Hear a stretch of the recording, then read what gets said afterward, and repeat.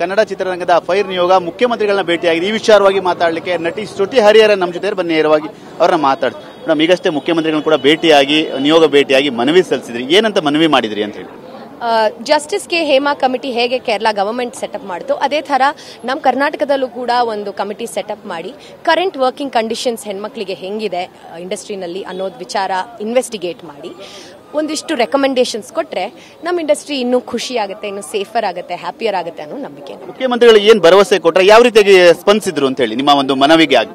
ಅವ್ರು ನಮ್ಮ ಲೆಟರ್ ಇಸ್ಕೊಂಡು ಮತ್ತೆ ಮೀಟ್ ಮಾಡೋಣ, ಇದು ತುಂಬಾ ಚರ್ಚೆ ಮಾಡುವಂಥದ್ದು ವಿಷಯ, ಚರ್ಚೆ ಮಾಡಿ ಒಂದು ಕಮಿಟಿ ಸೆಟಪ್ ಮಾಡೋಣ ಅನ್ನೋ ಭರವಸೆ ನಮಗೆ ಕೊಟ್ಟಿದ್ದಾರೆ. ಈಗ ಹೇಮಾ ಒಂದು ಕಮಿಟಿ ಅದೇ ರೀತಿಯಾಗಿ ಕರ್ನಾಟಕದಲ್ಲಿ ಫಾರ್ಮ್ ಆಗಬೇಕು ಅನ್ನೋದು ನಿಮ್ಮೆಲ್ಲರ ಉದ್ದೇಶ.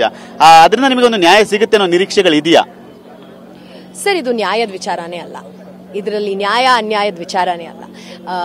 ಒಂದು ಕಮಿಟಿ ಸೆಟಪ್ ಮಾಡಿದ್ರೆ ಇರುವಂತದ್ ಪರಿಸ್ಥಿತಿ ಕೆಲವೊಂದು ವಿಚಾರಗಳಿದೆ ನಮ್ಮ ಇಂಡಸ್ಟ್ರಿನಲ್ಲಿ which are not very safe for women are happy for women.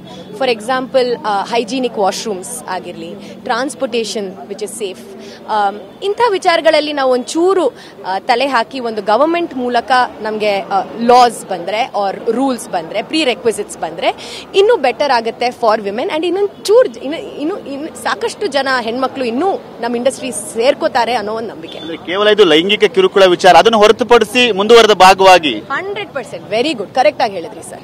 ಅದು ಮಾತ್ರ ಅಲ್ಲ, ಅದು ಫೋಕಸ್ಸೇ ಅಲ್ಲ, ಅದು ಒಂದು ಭಾಗ ಅಷ್ಟೇ. ಅಂಡ್ ಅದು ಈಗಿನ ಕಾಲದಲ್ಲಿ ತುಂಬಾ ಬದಲಾಗಿದೆ ಕೂಡ.